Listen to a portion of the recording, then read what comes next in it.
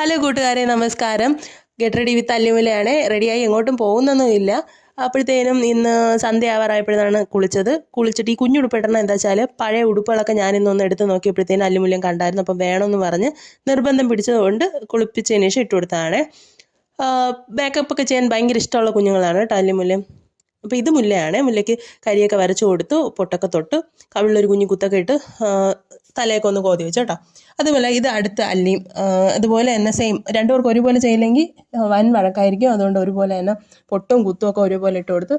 നമ്മുടെ പഴയ കാലം മുതലുള്ള അമ്മമാരുടെ സ്റ്റൈലാണ് കേട്ടോ. ഇങ്ങനെ ഫ്രണ്ടിലോട്ട് കോതിട്ട് സൈഡിലോട്ട് ചരിച്ച് വെക്കണത്.